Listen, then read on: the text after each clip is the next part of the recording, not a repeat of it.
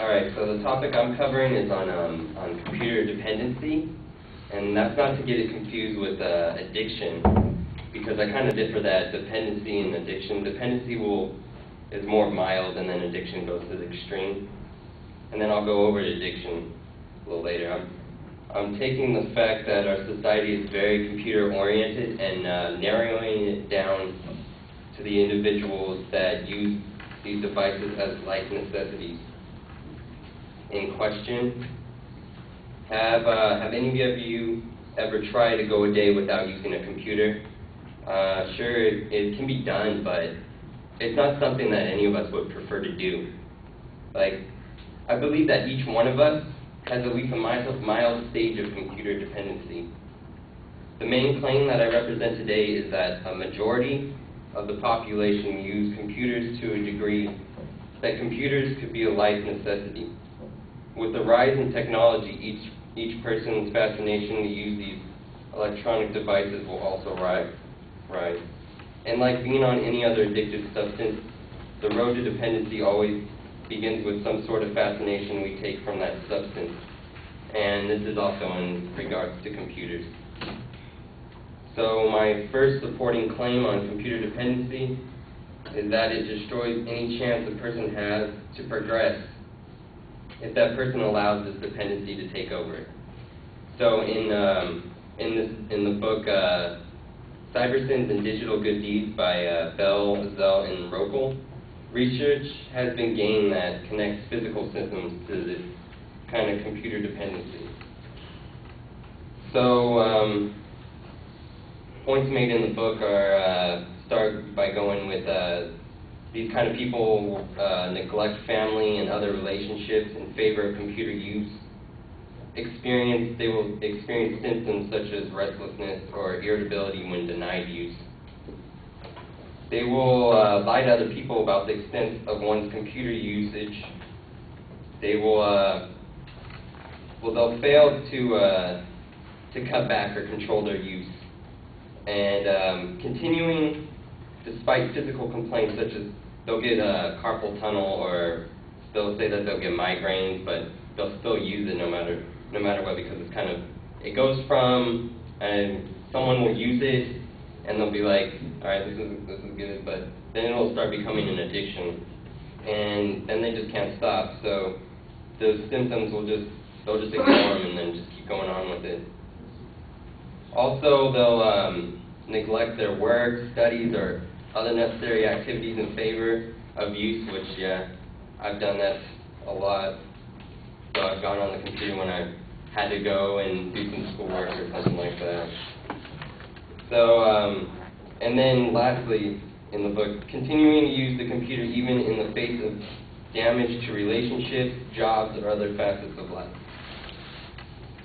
It is also shown that individuals with a serious computer addiction will most of the time take late baths, if they take baths at all, regarding hygiene as a waste of time. These people will also gain or lose significant weight due to the serious dependency. They will no longer have a normal sleep pattern, suffering from sleep deprivation, and will most likely avoid phone calls. They will pretty much just shut down socially. My second supporting claim on computer dependency is that when a person increases computer usage, that person's social interactions with the outside world will slowly become non-existent. And there's some disorders that it will lead to, such as a social anxiety disorder, which is a fear of social or performance situations that evoke anxiety.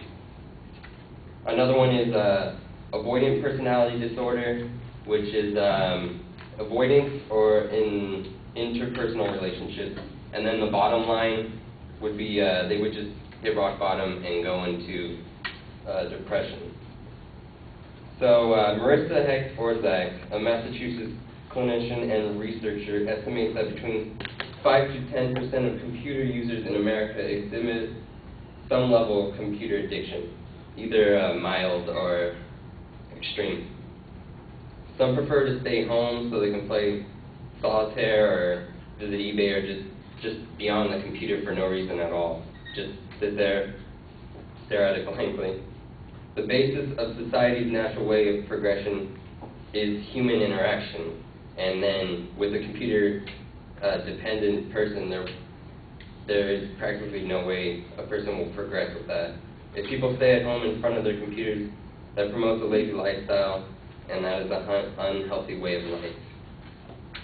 To conclude my argument, I would say that we can use these devices, but I think that we shouldn't allow this world to become dependent on them. Thank you.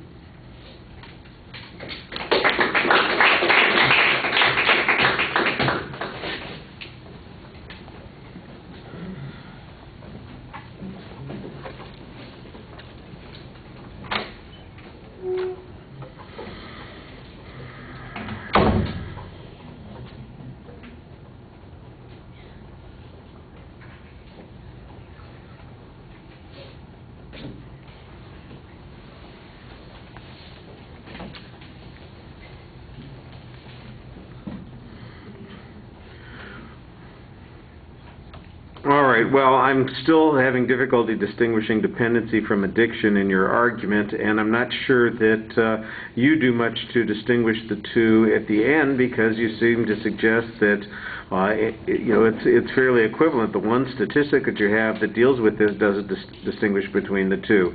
I'm not sure what the dispute is on this. It sounds like you were basically describing the symptoms of somebody who has a degree of dependency or addiction, and I'm not sure anybody would argue that that's a problem in the way you've described it. Now, you might be making an inference that this is becoming an increasing problem, or that it is reducing our productivity, or that it's having a long-term consequence to our relationships, but you haven't provided any information to support such inferences. All you've done is describe what is potential problems. In fact, the book that you cite doesn't really provide any particular cases except for hypotheticals that are described. The one place where you had something that was a little practical was that statistic on 5 to 7% have some degree of addiction, and I'm not exactly sure that staring at the computer, that just sounds like somebody's sick. They're not even staring, they're not doing anything on it, they're just looking at the computer. They got a fixation. I'm not sure that how that is unique. People probably fixate on other things too. You need to build this as an argument. It just seems so descriptive of the issue. There's no preview of what the supporting points are going to be, but there are good signposts in the body of the speech. I thought you did try and cite sources in the presentation and give us those authorities, and you did a pretty good job of describing some conclusionary kinds of statements or some descriptions, but like I said, for the purpose of making an inference, I thought it was a little bit underwhelming. You do have a tendency to do a lot of reading. For instance, at one point there's the whole discussion about hygiene, and they don't take baths, or they don't worry about those kinds of issues. They fall into sloth. I don't get an example. I don't have any statistics. I don't have an authority who's talked about how significant this problem is. It sounds like it would be pretty horrifying, but I don't know that it's happening. I just have somebody saying that they think it's happening, and I think that that's a problem in a number of places in the speech. All right. Thank you.